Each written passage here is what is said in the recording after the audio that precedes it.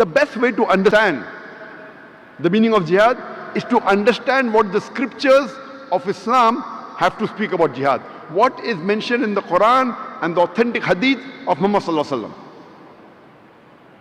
When we read the Quran, we come to know it's mentioned in the Quran in Surah Hajj, chapter number 22, verse number 78.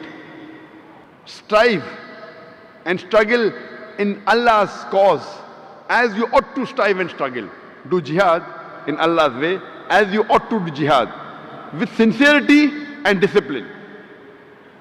For Allah has chosen for you and has not put any difficulties in your religion. Allah says in the Quran in Surah Tawbah, chapter number 9, verse number 20.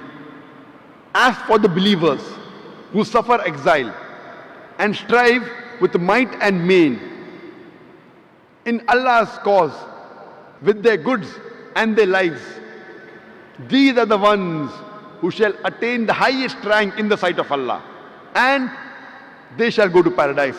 They shall achieve Jannah. They shall achieve salvation.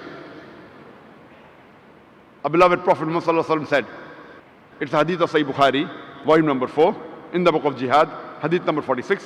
Abu Hurairah, may Allah be pleased with him, said that Allah's Messenger said that the person who does jihad in Allah's way, and Allah knows best who is doing jihad, who is striving and struggling in Allah's way.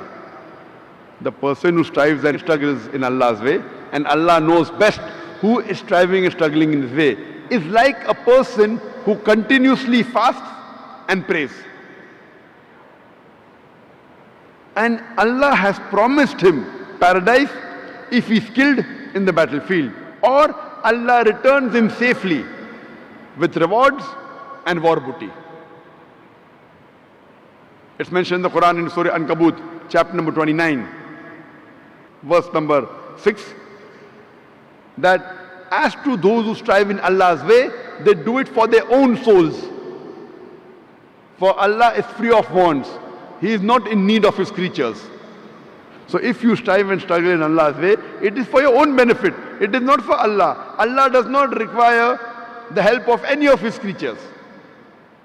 He is free of all wants, worthy of all praises. It's mentioned in Sahih Bukhari, volume number 4, hadith number 2784. Hazrat Aisha, may Allah be pleased with her, the wife of the Prophet Muhammad sallallahu alaihi wasallam, she asks the Prophet, can we join jihad? And the Prophet replies, perfect Hajj is the best jihad for you. It's mentioned in Sahih Bukhari, hadith number 5972. A man asked the Prophet that can he go for jihad? The Prophet asks him that do you have parents? He says yes. For you, serving your parents is jihad. It's mentioned in Sunan Nisai, hadith number 4209. A man asks the Prophet, which is the best of jihad? And the Prophet replies, the best jihad is a person who speaks a word of truth against the tyrant ruler. It's mentioned in Sahih Ibn Hibban, hadith number 4682, that the Prophet said, a mujahid is a person who strives and struggles against his own nafs, his own desire for the cause of Allah. And muhajir is a person who migrates from falsehood to the truth. From all these hadiths we come to know that the best jihad keeps on changing depending upon the situation. When the Prophet told the man that do you have parents, the best jihad is to serve your parents, the Prophet knew that his parents required him. It does not mean always serving your parents is the best of jihad. For that particular person, because his parents required him, for him the best jihad was serving his parents. So depending upon the situation, the best jihad changes.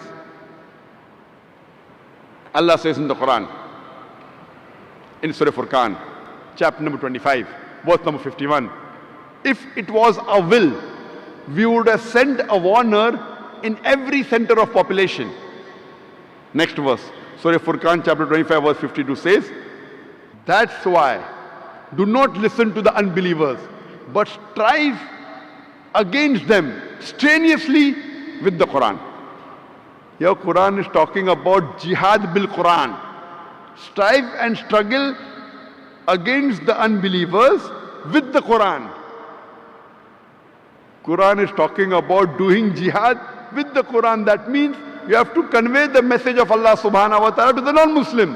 And today I think the best jihad according to me today is jihad bil Quran. Strive and struggle against the unbelievers by spreading the message of the Quran.